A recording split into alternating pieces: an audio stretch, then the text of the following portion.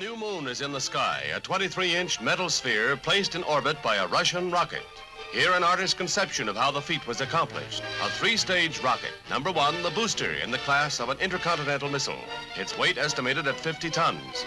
The smaller second stage took over at 5,000 miles an hour and carried on to the highest point reached. 500 miles up, the artificial moon is boosted to a speed counterbalancing the pull of gravity and released. You are hearing the actual signals transmitted by the Earth-circling satellite, one of the great scientific feats of the age.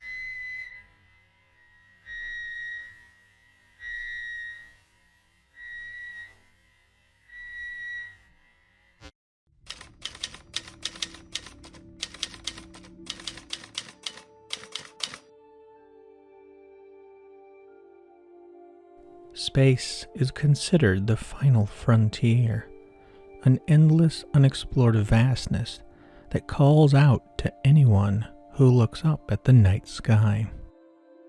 Each light in the sky is a galaxy of possibilities, just waiting to be explored by man. Humanity has always looked to those stars, whether that be for answers or for possibilities.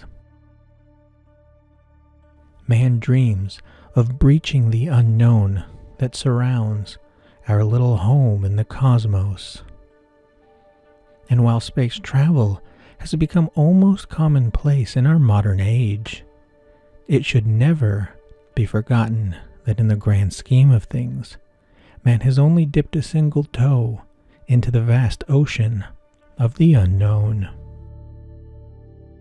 We are so young in the pursuit of this unknown that is space, that the spaceships and space stations that we build essentially are taking the first steps to explore what amounts to your back patio within a massive neighborhood.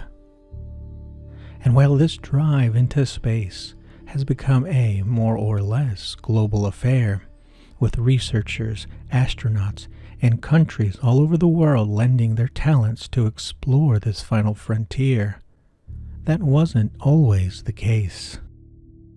Not too long ago, the United States and Russia, then known as the Soviet Union, were locked in a Cold War that saw space as its new battleground.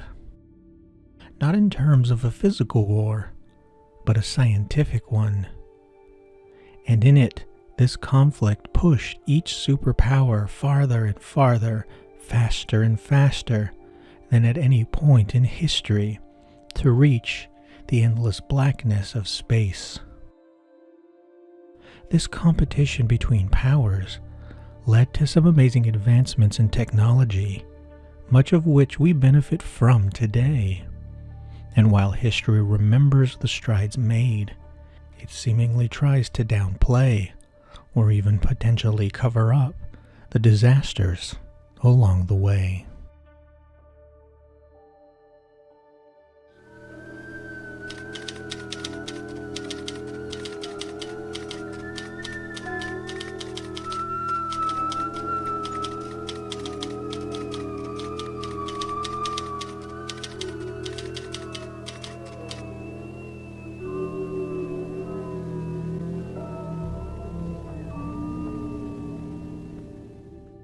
We know that in 1961, the Soviet Union made history by putting the first man into space, and with that mission, the Soviet Union demonstrated their superiority in science and technology. Each power worked at blistering speeds to catch and outpace the other in the quest to space. But you can only push so far before something eventually breaks. A loss of thrust and fall back to Earth in split seconds.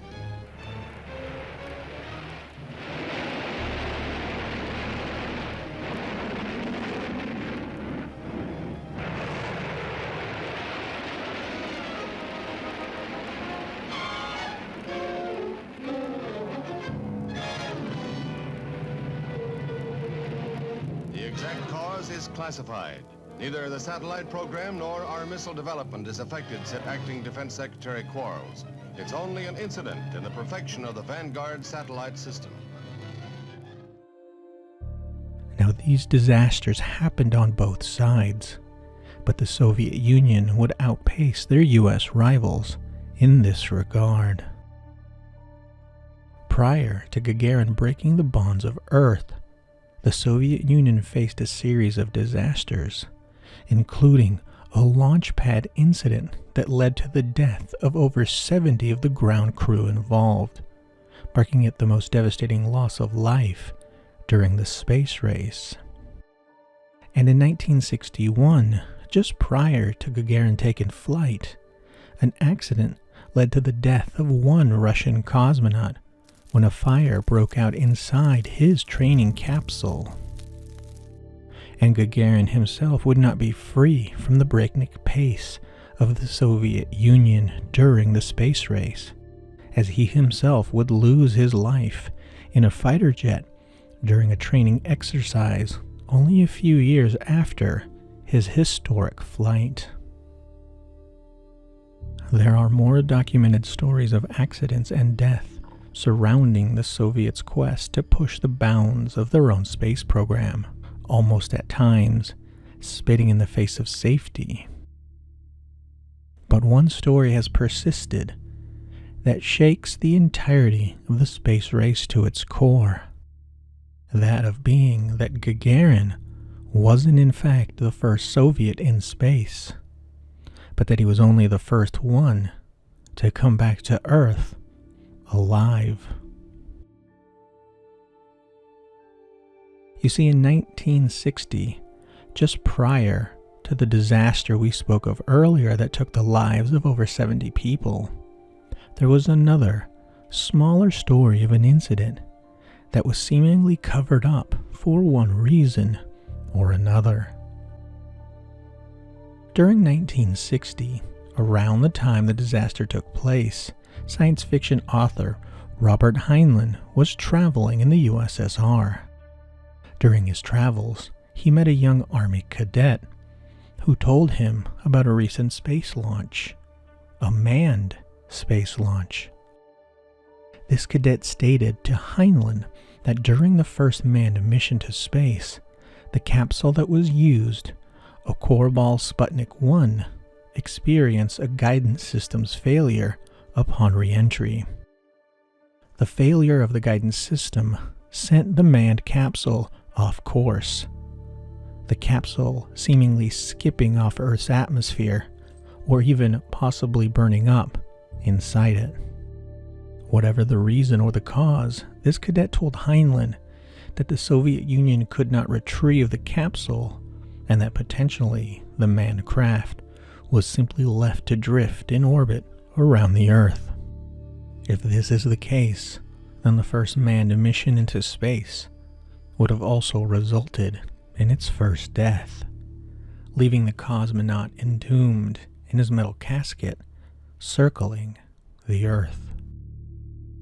Now, we do know that the launch of the Korabl Sputnik 1 did happen, lining up with the cadet's story, but officials within the Soviet Union have stated that it was simply an unmanned mission in order to test systems and gather data.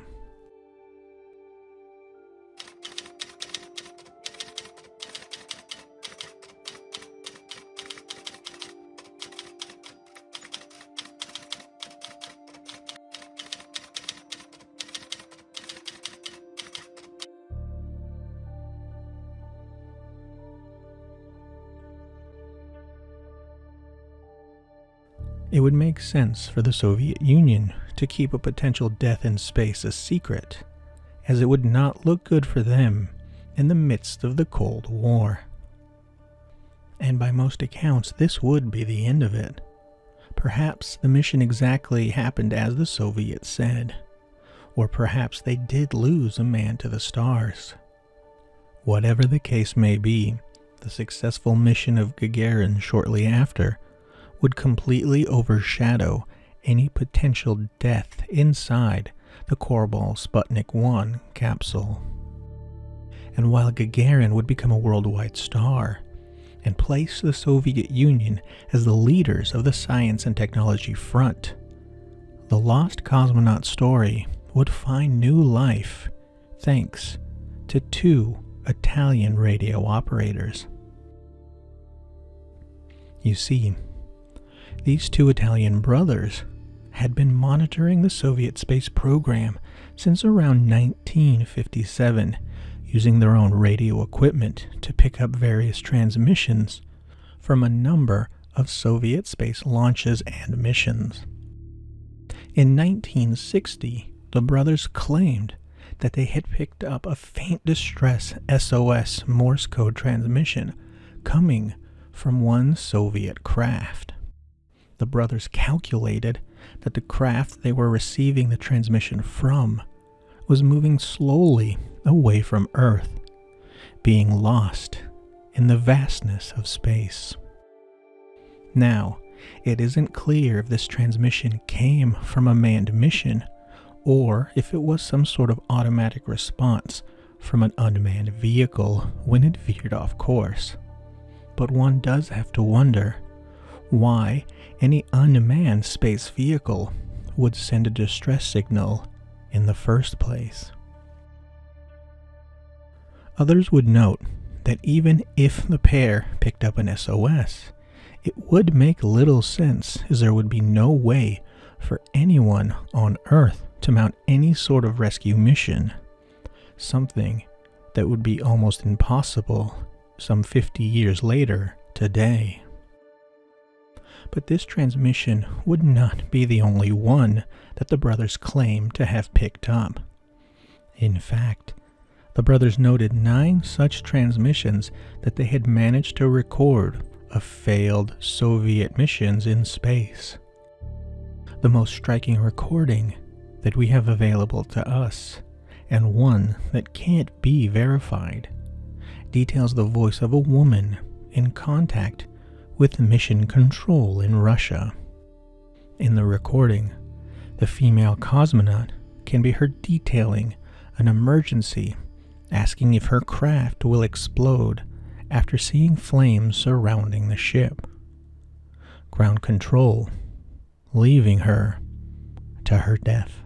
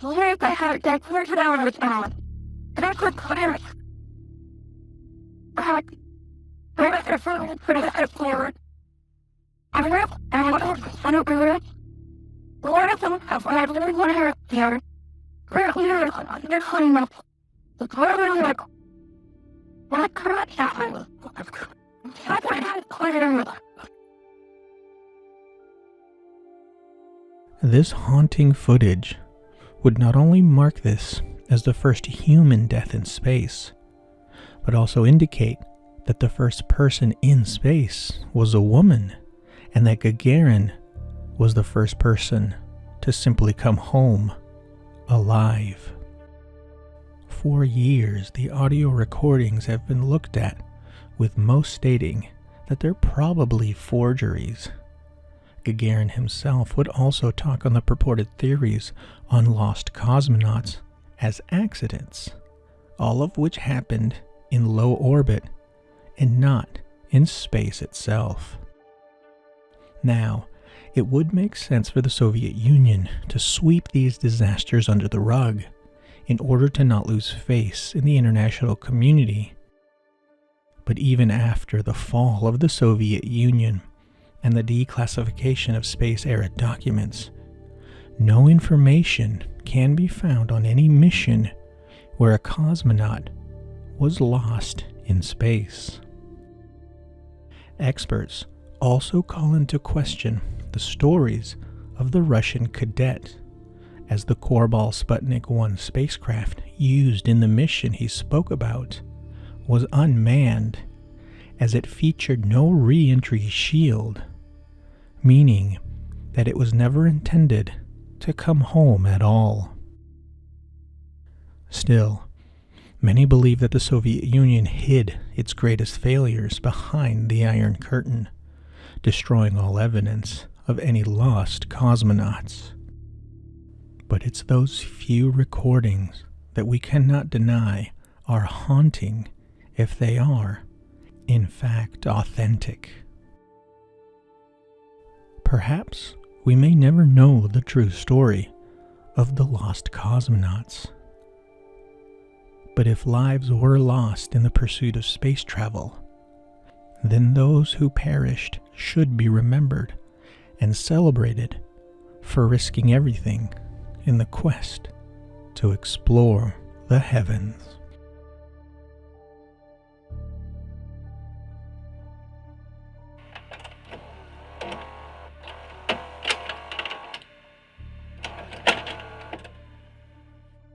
We thank you for listening and watching this episode. If you liked what you heard or saw, the best thing you can do to support this channel is to simply like, comment, and subscribe so we can continue to bring you more interesting stories and mysteries that surround us all. Until next time, stay safe and always be on the lookout, as you never know what mysteries may lie beneath.